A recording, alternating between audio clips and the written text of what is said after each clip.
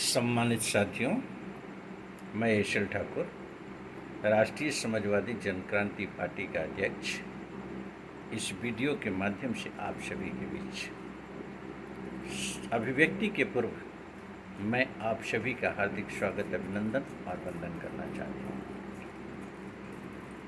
प्रिय देशवासियों, आज अपने एजेंडे को आगे बढ़ाते हुए राष्ट्रीय समाजवादी जनक्रांति पार्टी के उस एजेंडे के तरफ आपका मैं ध्यान आकर्षित करना चाहता हूं कि कर्मचारियों के मिलने वाली पुरानी पेंशन स्कीम पुनः बहाल की जाए। जैसा कि आप सभी जानते होंगे, देश के अंदर राजनेता, चाहे विधानसभा के अंदर हो, लोकसभा के अंदर हो या राज्यसभा के अंदर, जब नेता विधायक बनता है तो उसका पेंशन आरंभ हो जाता है। उसका कार्यकाल भले 2 साल क्यों न हो, 1 साल क्यों न हो, 5 साल पूरा किया या नहीं किया, पेंशन आरंभ हो जाएगा। अगर नेता विधानसभा के चुनाव के बाद लोकसभा के होने वाले चुनाव में भाग लेता है और लोकसभा का प्रतिनिधि बन जाता है, तो उसे विधानसभा का भी पेंशन मिलेगा और लोकसभा का भी पेंशन मिलेगा। अगर राज्यसभा का मेंबर बन जाता है तो 3 पेंशन मिलेगा। ये कहाँ का न्याय है? राष्ट्रीय समाजवादी जनक्रांति पार्टी जनता की गाढ़ी कमाई का शोषण करके राजनेताओं की पेंशन के प्रोविजन जो दिए गए हैं, इस प्रोविजन पर प्रश्न चिन्ह खड़ा करती है। राष्ट्रीय समाजवादी जनक्रांति पार्टी जनहित में यह मांग करती है भारत सरकार से कि नेताओं को मात्र एक पेंशन ही मिलना सुनिश्चित किया जाए, और राजनेताओं से भी हमारा अपील है कि स्वेच्छा से सारी पेंशन को छोड़ देना चाहिए। देश हित में सोचना चाहिए, इस पर भी चिंतन करनी चाहिए कि एक कर्मी जब अपने जीवन को समर्पित करता है किसी संस्था के प्रति, अपनी पूरी निष्ठा ईमानदारी के साथ कार्य करते हुए अपने जीवन को पूरी तरह से समर्पित कर देता है, ग्रेच्युइटी उसको मिलती है, अन्य सुविधाएं मिलती है, वेतन उनको मिलता है, सारे ये पैसे अपने जीवन के मैनेजमेंट में, साथ में बच्चे के परवरिश को लेकर के अनियंत्रित महंगाई के कारण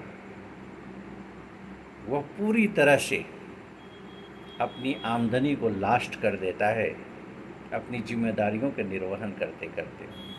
लास्ट स्टेज जब जीवन का होता है 25 साल, 30 साल, 40 साल के सर्विस के बाद, उस कंडीशन में स्थिति क्या होती है कि वह व्यक्ति पेंशन न होने के कारण असहाय महसूस करने लगता है।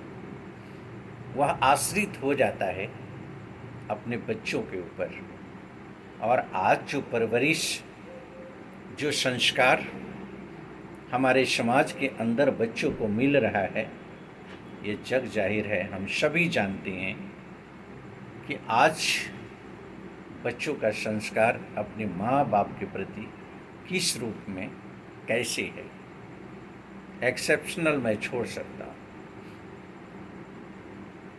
लेकिन परसेंटेज भी गिनना मुश्किल हो जाता है कि बच्चे अपने दायित्व का पूरी तरह से, जिस तरीके से पेरेंट्स अपने दायित्व का निर्वहन करते हैं, उस रूप में कहीं अगर बच्चे करते हों तो हमें लगता है अंगुलियों पर गिने हुए एक्सेप्शनल मिलेंगे, परसेंटेज भी मुश्किल होगा।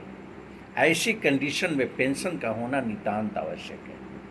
मैं भारत सरकार से अपील करना चाहता हूँ, राष्ट्रीय समाजवादी जनक्रांति पार्टी के प्लेटफॉर्म पर मैं अपील करना चाहता हूँ कि जनहित के मुद्दे पर ध्यान देते हुए भारत सरकार कर्मचारियों के लिए पुरानी पेंशन स्कीम को तत्काल लागू करे।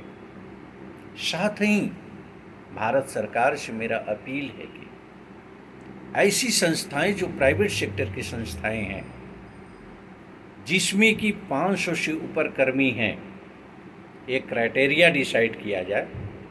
अगर उन कर्मियों को पीएफ कटता है, उन कर्मियों को अगर ग्रेच्युइटी मिलता है, तो पेंशन का भी प्रोविज़न देने के लिए उन कंपनियों को बाध्य किया जाए, उनसे वार्ता किया जाए, उन्हें बताने की ज़रूरत है, समझाने की ज़रूरत है कि जो कर्मी पूरी तरीके से निष्ठा के साथ आपसे जुड़ा हुआ है, उसकी भविष्य की सुरक्षा की जिम्मेदारी आपकी होती है।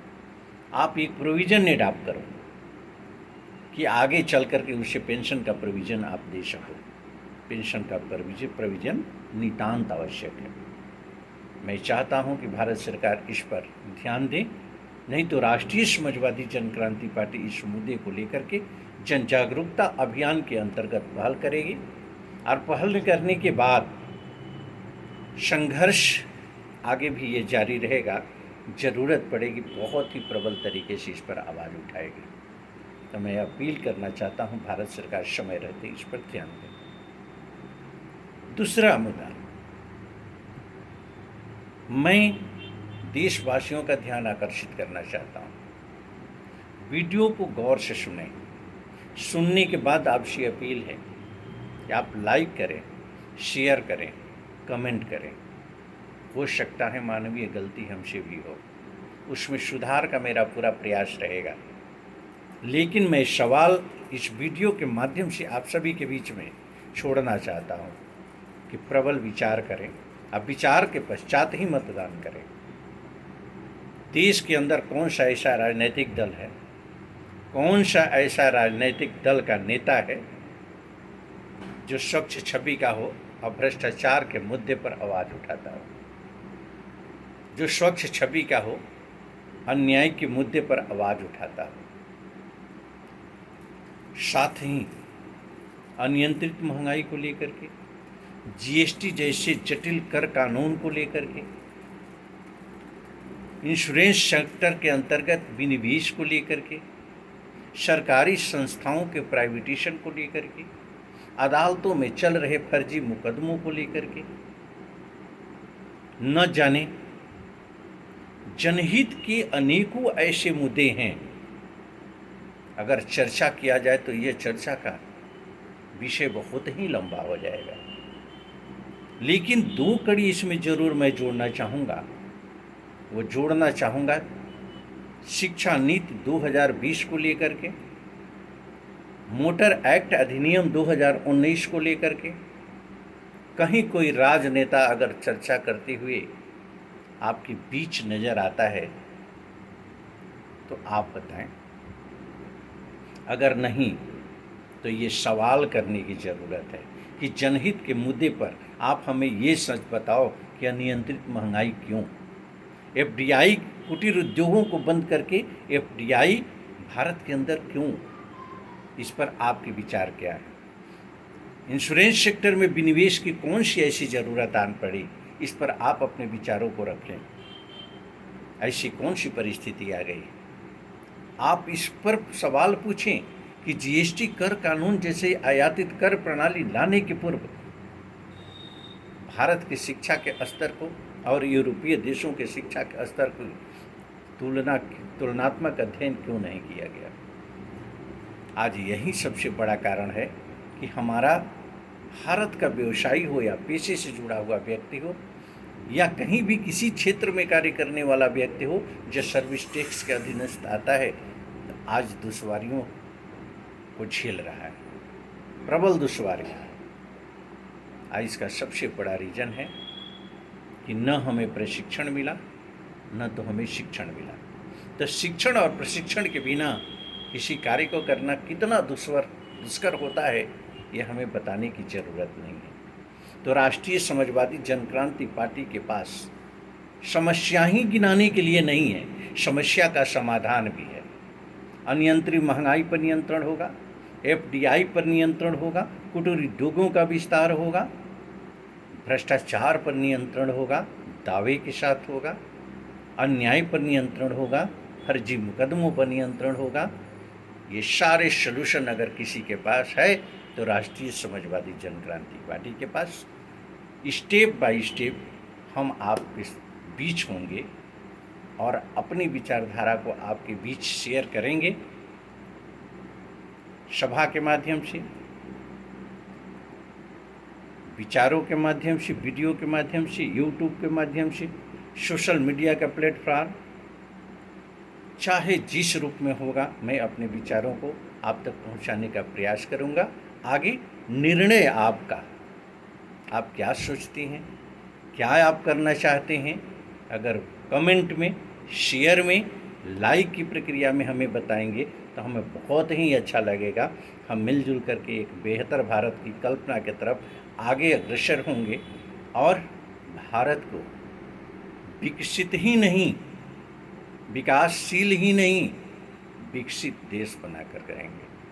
अब विकसित देश बनाने के लिए हमें आपकी सहयोग चाहिए। हम लोग कृत संकल्पित है व्यक्तित्व का निर्माण, समाज का निर्माण और देश के नवनिर्माण को लेकर के। इसी अपील के साथ कि आप हमारा सहयोग करें, राष्ट्रीय समाजवादी जन क्रांति पार्टी के मिशन का सहयोग करें और हम सब मिल कर के एक बेहतरीन भारत का निर्माण करें। नेक्स्ट चर्चाएं अगली वीडियो में, तब तक के लिए धन्यवाद।